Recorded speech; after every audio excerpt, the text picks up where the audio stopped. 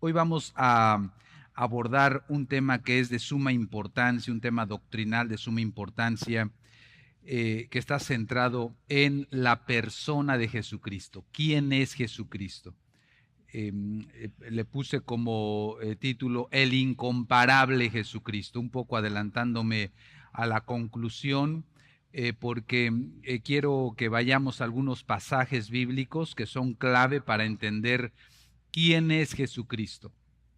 Generalmente no se debate la humanidad de Jesús, no se debate que Jesucristo haya sido un hombre. De hecho, mucha gente simplemente lo define como un gran hombre, como un gran filósofo, como un gran maestro, y lo ponen a la altura de Confucio o a la altura de filósofos como Platón, como Aristóteles, o un gran líder a la altura de grandes estrategas militares, ¿no? Entonces describen a Jesús como un gran hombre. El problema es cuando se comienza a describir a Jesús como Dios. Ahí es en donde la gente dice, no, a ver, sí, era un hombre, está bien, te lo acepto, un hombre normal o un hombre extraordinario, más bien, con dotes intelectuales de liderazgo, etcétera. Pero de ahí a que sea Dios, ahí ya alguna gente le pone un freno. Aún en el cristianismo hay gente que le ha costado trabajo definir o aceptar la plena divinidad de Jesucristo. Y vamos a estudiar algunos pasajes clave que nos hablan de la persona de Jesús, para que entendamos cuál es la naturaleza, la persona, la obra, el poder de nuestro Señor Jesucristo. Y vamos a el Evangelio de Juan en el capítulo 1.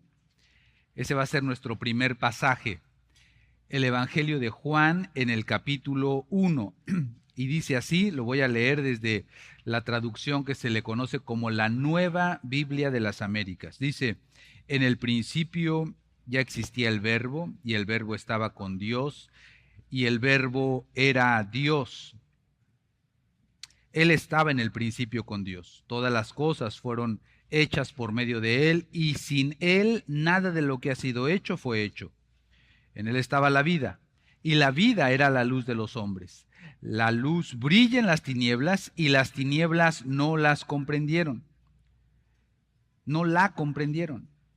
Vino al mundo un hombre enviado por Dios, cuyo nombre era Juan. Este vino como testigo para testificar de la luz, a fin de que todos creyeran por medio de él. No era él la luz, sino que vino para dar testimonio de la luz. Existía la luz verdadera, que al venir al mundo alumbra a todo hombre. Él estaba en el mundo, y el mundo fue hecho por medio de él, y el mundo no lo conoció. A lo suyo vino, y los suyos no le recibieron, pero a todos los que le recibieron les dio el derecho de llegar a ser hijos de Dios, es decir, a los que creen en su nombre, que no nacieron de sangre, ni de la voluntad de la carne, ni de la voluntad del hombre, sino de Dios. Y el Verbo se hizo carne, y habitó entre nosotros. Y vimos su gloria, gloria como del unigénito del Padre, lleno de gracia y de verdad. Juan dio testimonio de él y clamó, este era del que yo decía, el que viene después de mí es antes de mí, porque era primero que yo. Pues de su plenitud todos hemos recibido, y gracia sobre gracia, porque la ley fue dada por medio de Moisés, la gracia y la verdad fueron hechas realidad por medio de Jesucristo. Nadie ha visto jamás a Dios. El unigénito Dios que está en el seno del Padre, Él lo ha dado a conocer. Este es el testimonio de Juan cuando los judíos enviaron sacerdotes y levitas de Jerusalén a preguntarle, ¿quién eres tú? Y él confesó y no negó, pero confesó, yo no soy el Cristo. Entonces, ¿qué? Le preguntaron, ¿eres Elías? Y él dijo, no lo soy. ¿Eres el profeta? No, respondió Juan. Entonces le preguntaron, ¿quién eres? Ya que tenemos que dar respuesta a los que nos enviaron. ¿Qué dices de ti mismo? Juan le respondió, yo soy la voz del que clama en el desierto, enderecen el camino del Señor, como dijo el profeta Isaías. Los que habían sido enviados eran de los fariseos y le preguntaron entonces, ¿por qué bautizas si no eres el Cristo, ni Elías, ni el profeta? Juan le respondió, yo bautizo en agua, pero entre ustedes está uno a quien ustedes no conocen. Él es el que viene después de mí, a quien yo no soy digno de desatar la correa de la sandalia. Estas cosas sucedieron en Betania, al otro lado del Jordán, donde Juan estaba bautizando. Al día siguiente, Juan vio a Jesús que venía hacia él y dijo: ahí está el Cordero de Dios que quita el pecado del mundo. Este es aquel de quien yo dije: después de mí viene un hombre que es antes de mí, porque era primero que yo. Yo no lo conocía, pero para que él fuera manifestado a Israel, por esto vine yo bautizando en agua. Juan también dio testimonio diciendo: he visto al Espíritu que descendía del cielo como paloma y se postró sobre él. Yo no lo conocía, pero el que me envió a bautizar en agua me dijo: aquel sobre quien veas al Espíritu descender y posarse sobre él, este es el que bautiza en el Espíritu Santo. Y yo lo he visto y he dado testimonio de que este es el Hijo de Dios. Al día siguiente Juan estaba otra vez con 2 de sus discípulos y vio a Jesús que pasaba y dijo: ahí está el Cordero de Dios. Y los 2 discípulos le oyeron hablar y siguieron a Jesús. Jesús se volvió y viendo que lo seguían les dijo: ¿qué buscan? Y ellos le respondieron: Rabí, que traducido quiere decir maestro, ¿dónde te hospedas? Vengan y verán, les dijo Jesús. Entonces fueron y vieron dónde se hospedaba y se quedaron con él aquel día, porque eran como las 4 de la tarde. Uno de los 2 que oyeron a Juan y siguieron a Jesús era Andrés, hermano de Simón.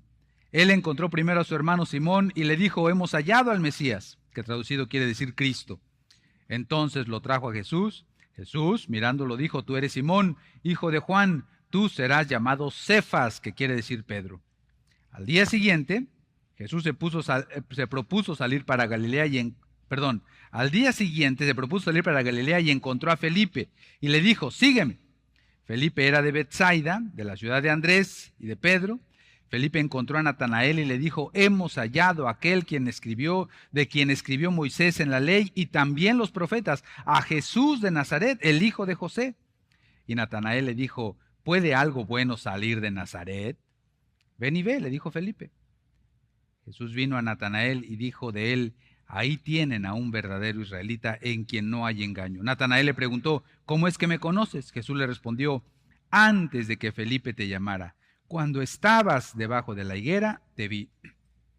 Rabí, tú eres el Hijo de Dios, tú eres el Rey de Israel, respondió Natanael. Jesús le contestó: porque te dije que te vi debajo de la higuera, ¿crees? Cosas mayores que estas verás. También le dijo: en verdad te digo, que verán el cielo abierto y a los ángeles de Dios subiendo y bajando sobre el Hijo del Hombre. Si a usted le parece que esta lectura estuvo muy larga, no es la más larga que se ha hecho antes de un estudio bíblico. Recuerdo que hace años estábamos ahí en la Shepherd's Conference, en la conferencia de pastores, y un hermano dijo: abran su Biblia en el Salmo 119. Y cuando comenzó a leer el primer verso, todos pensamos, llegó al verso 8, cuando terminó cerramos nuestra Biblia y sigue, y todos la vuelven a abrir. ¡Ay, dónde se quedó! Y entonces yo empecé a pensar: va a leer tres versos, 119 es muy largo, ¿no? Y no, se siguió hasta el mero final. Sorprendentemente fueron menos de 15 minutos lo que tardó en leer. Y a veces cuando pensamos en leer la Biblia y nos dicen leer todo un capítulo, uy, no, yo no tengo tanto tiempo. Bueno, esta lectura nos tomó apenas 6 minutos para leer Juan 1. ¿Y por qué quise leerlo? Porque es una introducción perfecta para describir la persona de Jesucristo. De principio a fin, los 51 versículos del primer capítulo de Juan tiene una lista de títulos, de nombres, de descripciones de Jesucristo que nos muestran su gloria, su magnificencia, la gloria de su persona. De hecho, si usted se propone en alguno de estos días hacer una lista de los títulos que se usan para describir a Jesucristo, se va a encontrar que no son menos de 17. Si usted quiere seguirme allí en Juan 1, se va a dar cuenta que se le llama el Verbo en el versículo 1, se le llama el Creador en el versículo 3 y el versículo 10, Se le llama la luz verdadera, versículo 9, unigénito del Padre o unigénito de Dios, versículos 14 y 18. Se le llama Jesucristo en el 17, Jesús en el 29 y en el 36. Se le llama el Cordero de Dios, 29 y 36 también. Se le llama el que bautiza en el Espíritu Santo, 33, el Hijo de Dios, 34, Rabí o Maestro en el 38. Mesías en el 41, profetizado por Moisés en el 45, Jesús de Nazaret, también en el 45, e hijo de José, el Hijo de Dios en el 49, el Rey de Israel en el 49 y el Hijo del Hombre en el 51. Es decir, por lo menos 17 títulos para describir a una persona. ¿Por qué no solamente con un nombre? ¿Por qué no solamente ahí con un nombre y dos descripciones? Es porque la persona de Jesucristo es gloriosa, maravillosa, extensa, que Juan ocupa el prólogo de su evangelio para hacer como un vistazo, como le llamamos en las películas, como un trailer de lo que va a venir a lo largo de su evangelio. Les voy a mostrar la gloria de la persona de la que voy a hablar, dice Juan. Y entonces en 17 títulos resume esto que después expondrá y desdoblará a lo largo del evangelio de Juan. Entonces, esto, hermanos, en primer lugar, este es el primer pasaje cristológico que quiero ocupar esta mañana, simplemente para hablar de que en el Evangelio de Juan se describe la gloria de Jesucristo. El pastor John MacArthur en alguna ocasión contó que en una discusión que tenía, o en unas pláticas, más que discusión siempre tiene esta connotación de algo acalorado, pero eran pláticas amigables que tenía con un rabino. Y en algún momento el pastor MacArthur le entregó una copia del Evangelio de Juan y le dijo, ¿por qué no lo lees y platicamos posteriormente? Cuando se volvieron a encontrar, aquel rabino le dijo, bueno, basado en el librito que me regalaste, solamente hay dos opciones. O Jesús es el Hijo de Dios, es Dios mismo, glorioso y todopoderoso, o era un gran mentiroso. Nada más hay dos opciones, decía el rabino. Y efectivamente el Evangelio de Juan, comenzando con este prólogo, describe esa majestuosidad, esa gloria, ese poder, la naturaleza divina de nuestro Señor Jesucristo. Ahora, eso digamos como a manera de introducción. Pero hay otros pasajes a los que vamos a ir, por lo menos otros 3, si no es que hasta 4, si tenemos un poquito de tiempo, en donde nos describen de una manera más específica algunos aspectos de la persona de Jesucristo. Y estos pasajes fueron ocupados de una forma con mucha pericia, digamos, de una forma adecuada para atacar o contraatacar algunas herejías. Ya saben, las herejías son enseñanzas que generalmente salían de adentro de la iglesia debido a la influencia de doctrinas erróneas, a la influencia de religiones paganas, etcétera. Algunas de las doctrinas o de las herejías que surgieron dentro de la iglesia en los primeros siglos estaba la herejía de los docetistas. La herejía de los docetistas. ¿Qué eran esos docetistas? Ellos afirmaban que Jesús es Dios, pero no podía ser humano. ¿Por qué? Porque estos docetistas afirmaban que debido a que lo espiritual es puro y lo material es pecaminoso, entonces Dios no podía tener contacto con algo carnal, no podía ser verdaderamente un hombre. Entonces, docetistas afirmaban, Jesús es Dios, pero solo parecía ser un hombre. Realmente no caminaba sobre la tierra, sino que permanecía a unos cuantos milímetros para no tocar lo material y así no manchar su divinidad. Esos eran los docetistas. Pero por otro lado aparecieron los ebionitas, que decían, Jesús es humano, pero no es Dios. Se fueron al otro extremo. Jesús es humano, pero no es Dios, sino que más bien el poder de Dios vino de una manera especial sobre este ser humano y negaban que Jesús fuera realmente Dios. Luego vinieron los arrianos, que afirmaban que Jesús era humano y un ser divino. No Dios, sino un ser divino. Es decir, abajito del rango de Dios. Está Dios como único Dios, decían los arrianos, y Jesús está ahí abajo como un ser divino, especial, que afirmaban que Jesucristo es un ser creado, que es un ser creado supremo, que no hay nadie como Él en el resto del universo, pero aún así creado como un ser inferior a Dios mismo.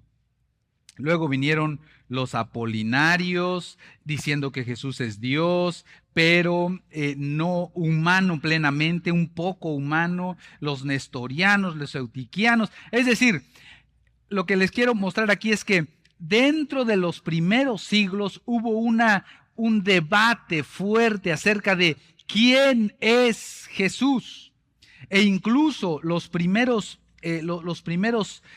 concilios de la iglesia se centraron específicamente en definir de manera clara lo que las escrituras enseñan acerca de Jesucristo. ¿Alguno de ustedes fue católico antes de que el Señor lo salvara? ¿Sí?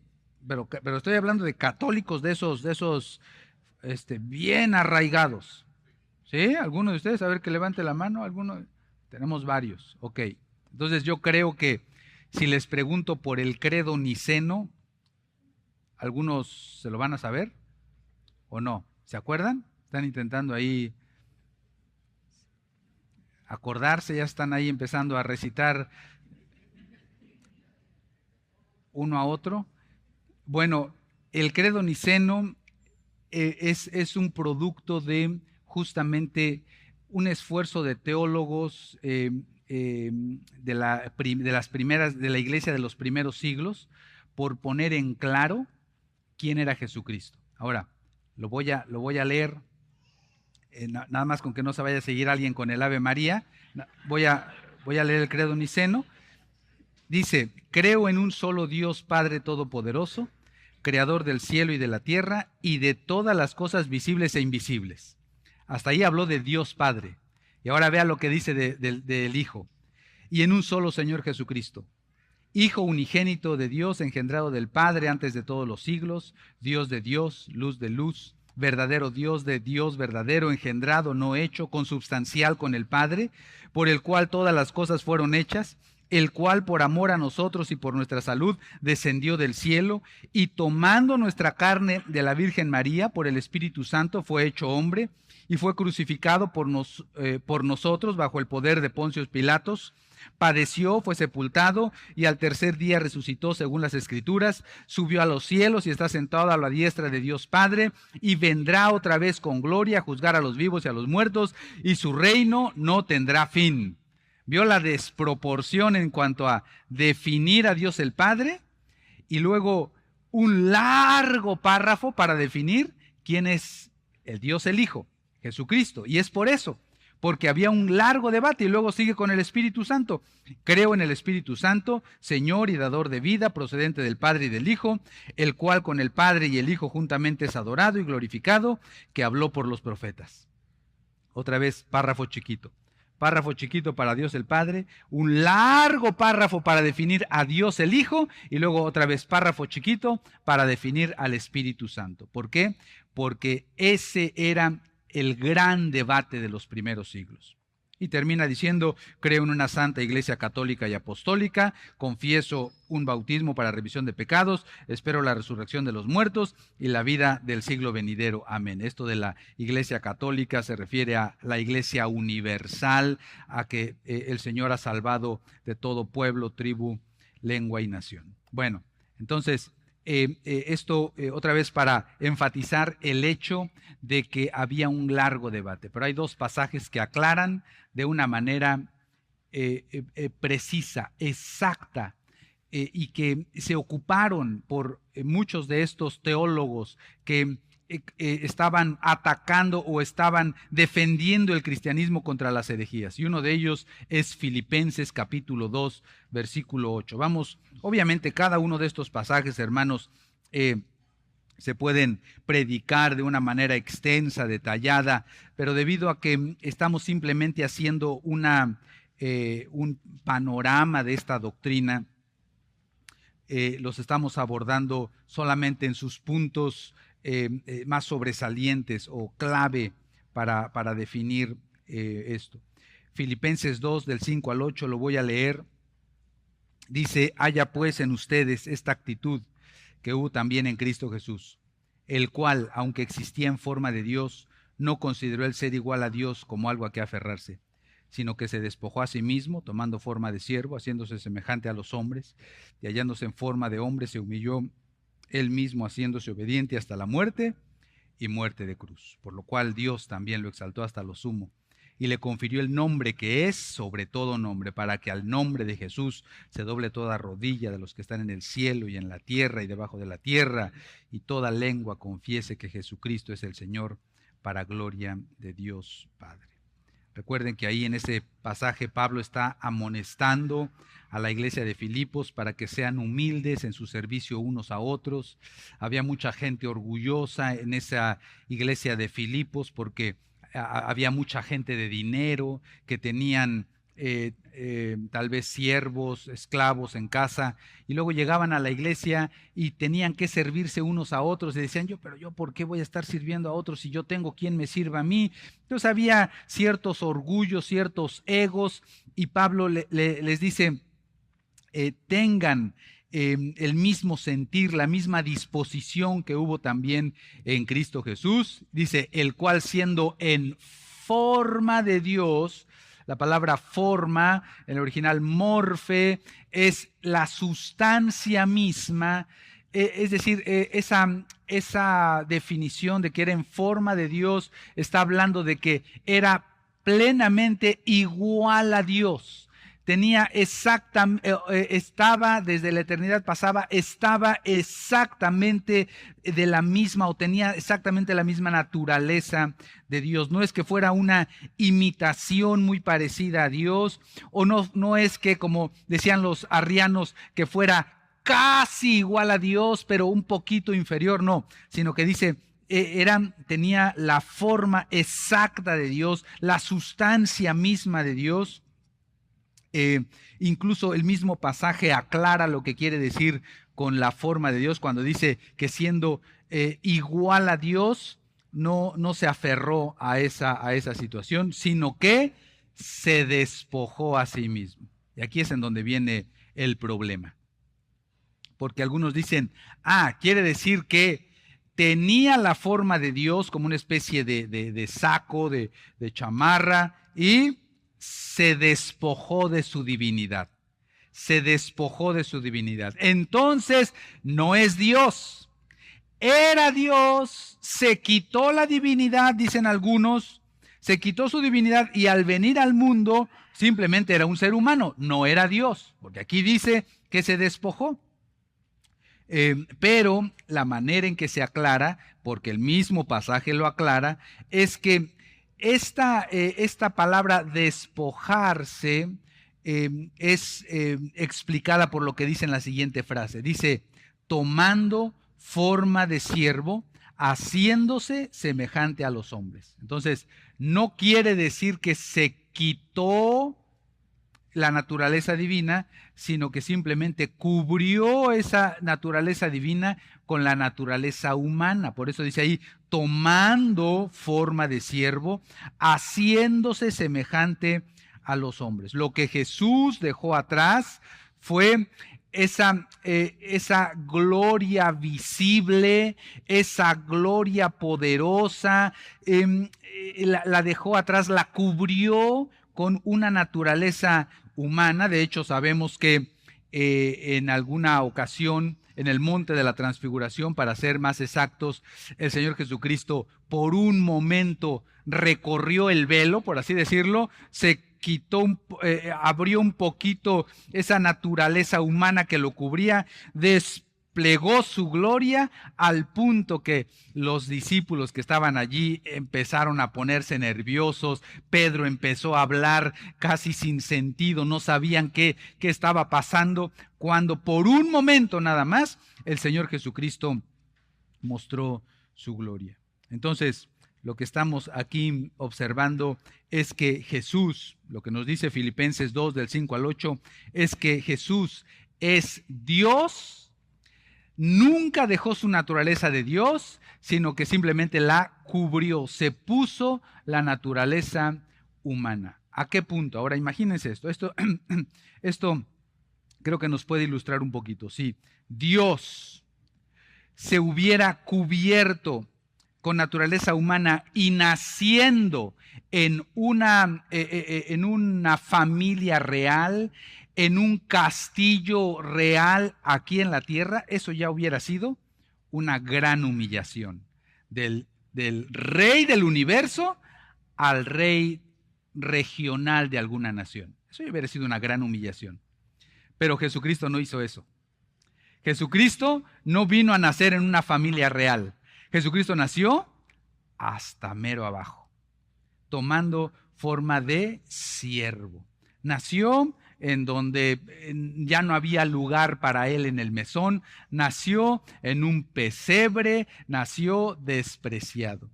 Ahora, si él hubiera crecido allí y hubiera recibido la grande educación o hubiera trabajado y se hubiera hecho ahí de una riqueza, de todos modos eso ya hubiera sido una grande humillación, pero no hizo eso, sino que se fue hasta mero abajo. Acuérdense que los carpinteros eran de los oficios más matados de aquella época. Es decir, los carpinteros tenían que ir a cortar sus árboles, tenían que maderar el árbol, tenían que hacer todo el proceso y terminaban haciendo sus muebles y por muy poquito. Es decir, se trabajaba mucho y se pagaba bien poquito. Pues eso es lo que el Señor Jesucristo vino a hacer. Desde su gloria suprema, incomparable, se humilló hasta lo más bajo. Hasta lo más bajo. Usted se lo hubiera encontrado en el Walmart o se lo hubiera encontrado en alguna tienda, no hubiera dicho, oh, mira, ese personaje con un halo o con una luz, no. Era igual que cualquier otro ser humano. Desde lo más alto se humilló hasta lo más bajo, y el apóstol Pablo le dice a los filipenses, y no solo eso, sino que se humilló hasta la muerte. El rey de vida se humilló para ir a morir. Pero no cualquier muerte, sino la muerte más humillante de todas, la muerte de cruz. El rey del universo se humilló hasta abajo, lo más humillante, justamente para darnos salvación, sin dejar de ser Dios, sin dejar de ser Dios. Por eso es que concluye diciendo, por lo cual Dios lo exaltó hasta lo sumo y le dio el nombre que es sobre todo nombre. ¿Cuál es ese nombre? Es el nombre Yahweh, Jehová, es Dios. Es decir, regresó a su gloria original, como el mismo Señor Jesucristo oró en el Evangelio de Juan. La gloria que tenía al inicio, lo exaltó hasta lo sumo y le dio un nombre que es sobre todo nombre, para que toda rodilla se doble ante el nombre de Jesucristo. Jesucristo es Dios. Eso decían también algunos de los herejes. Lo que se negaban a reconocer es lo otro. Colosenses capítulo 1. Vamos rápidamente ahí, hermanos, antes de que nos apaguen el micrófono. Colosenses capítulo 1, y no porque estemos diciendo algo malo, sino porque hay otras actividades después. Colosenses 1,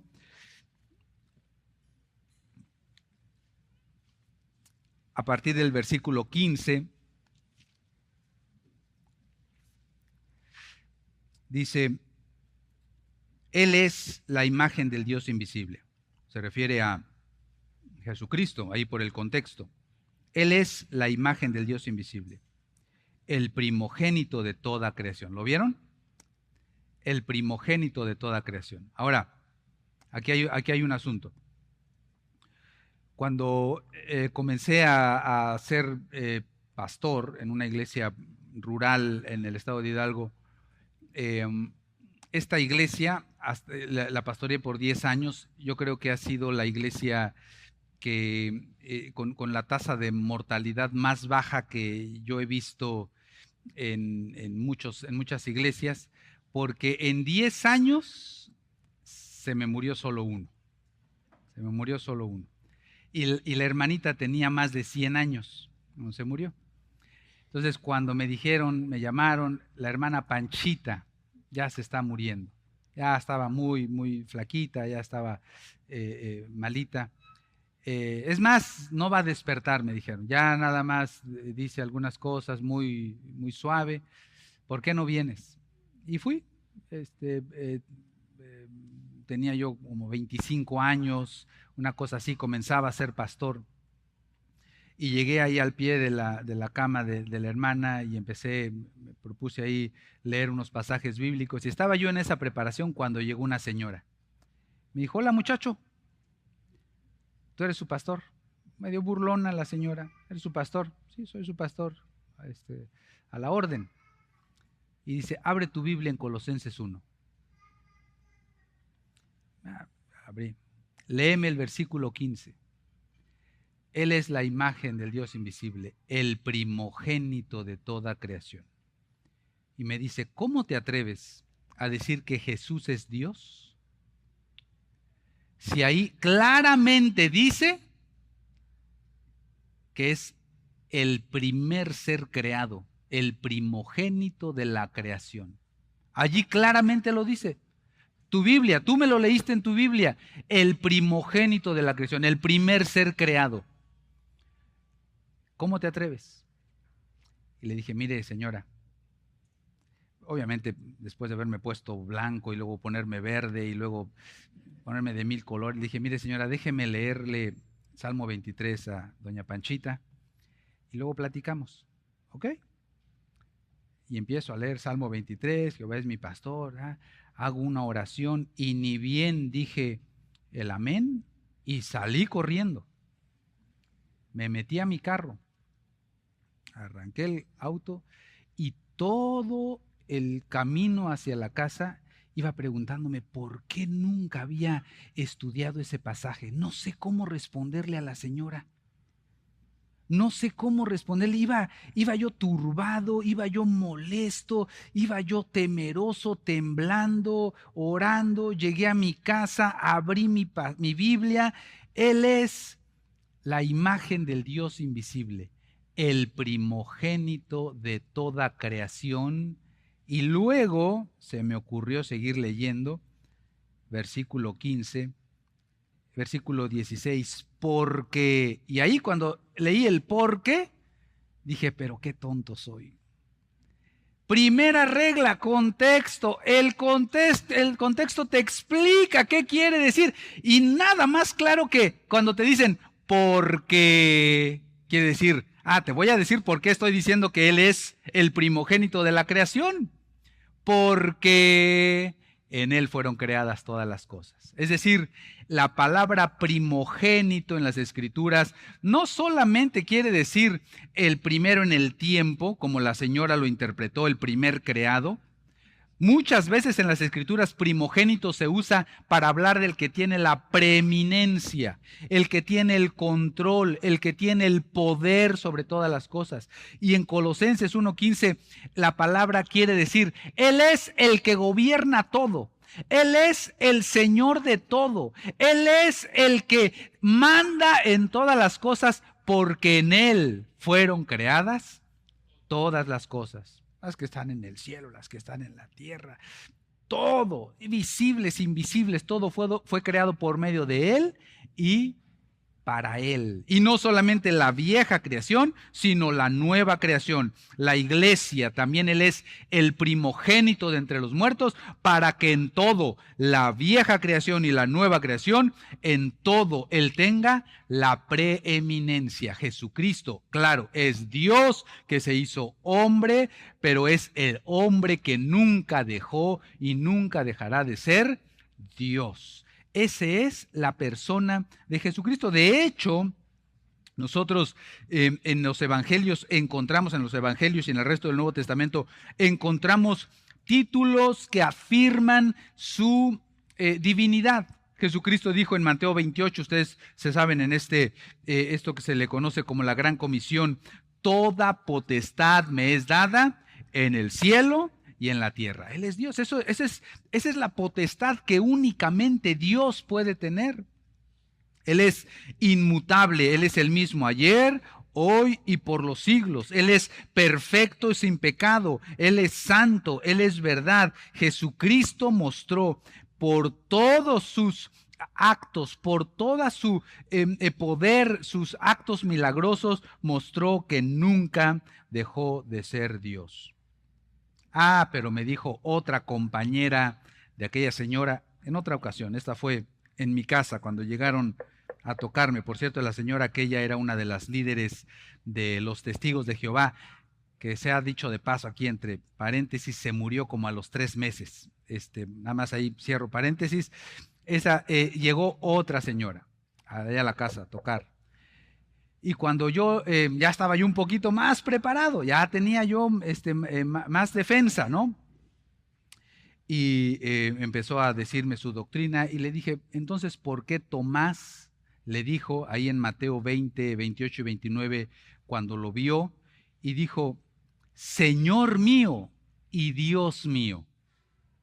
Entonces, ¿por qué Tomás le dijo Señor mío y Dios mío? Le dijo a Jesús. Y la señora dice, no, es que lo que pasa es que es como cuando tú te sorprendes de algo y dices, ¡ay, Dios mío! ¡Ay, Señor! ¿No? Entonces, claro, Tomás ve a Jesús y no se esperaba verlo, y entonces hizo esa expresión, ¡ay, Dios mío! ¡Ay, Señor! ¿Qué está pasando? ¿No? Ahí, otra vez, el contexto, hay que leer bien, porque dice que Tomás le dijo. No dice Tomás dijo o Tomás exclamó.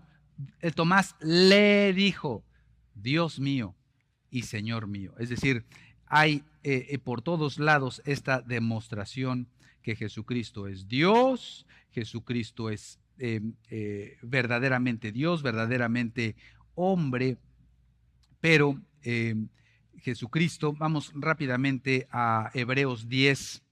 Vamos cerrando, hermanos, ya estamos metiendo el turbo, abróchense los cinturones.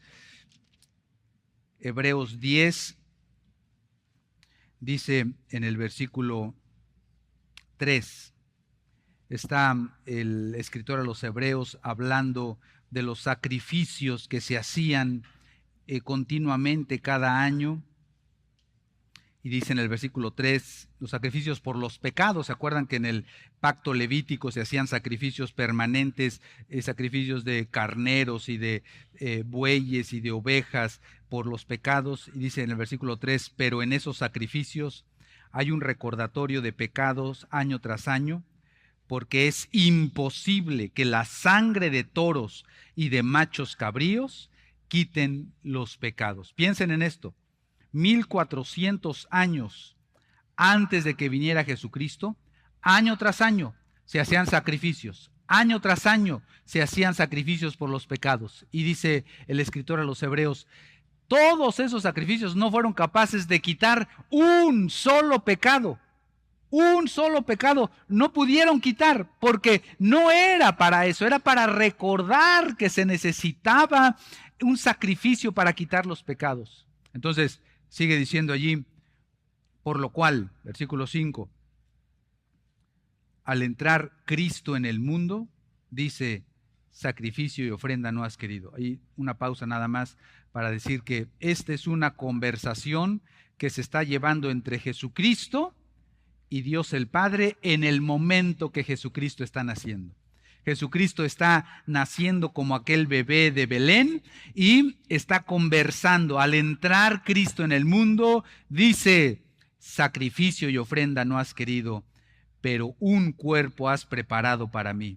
En holocausto y sacrificio por el pecado no te has complacido. Entonces dije: aquí estoy, yo he venido. En el rollo del libro está escrito de mí, para hacer, oh Dios, tu voluntad.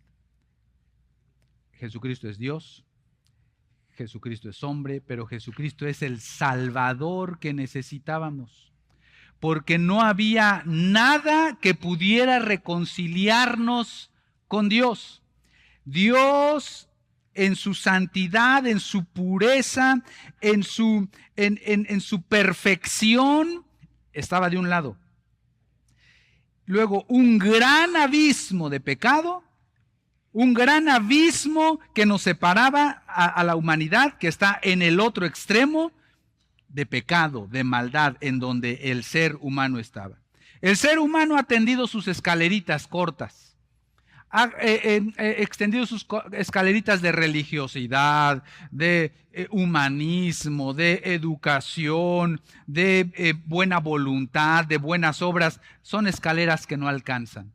Pero solamente uno, que es plenamente Dios, santo, santo, santo, perfecto, sin mancha, que se hizo hombre para entonces reconciliarnos con Dios.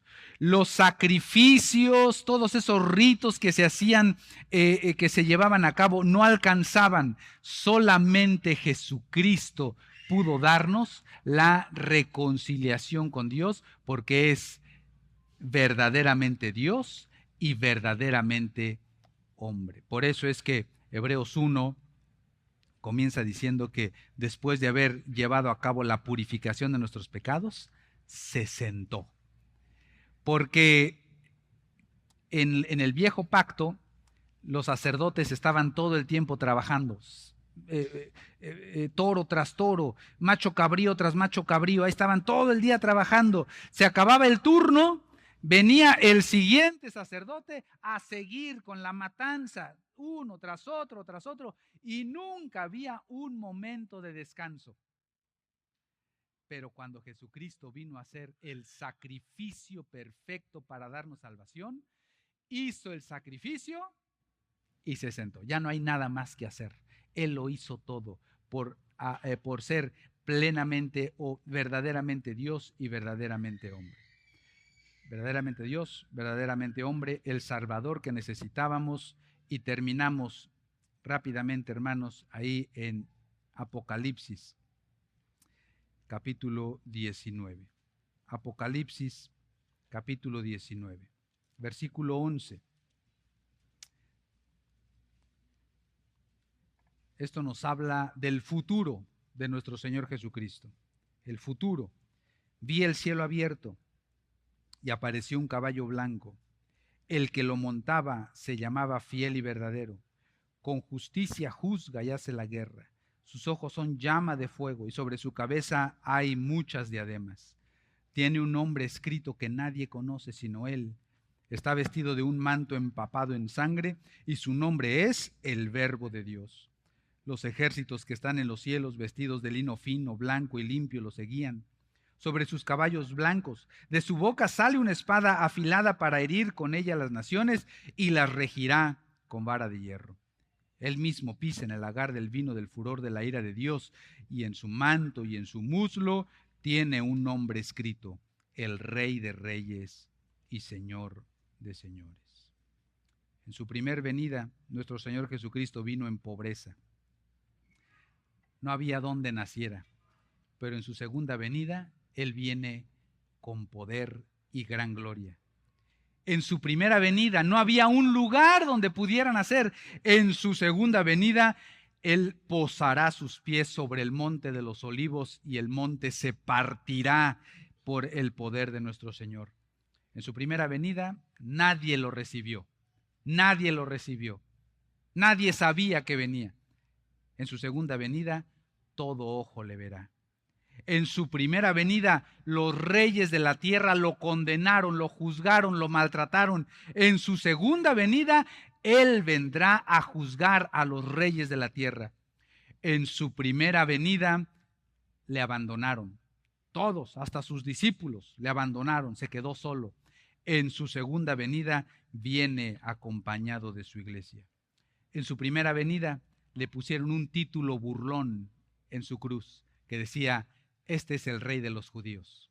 En su segunda venida tiene escrito su verdadero nombre. Él es el Rey de Reyes. Él es Jesucristo, el incomparable.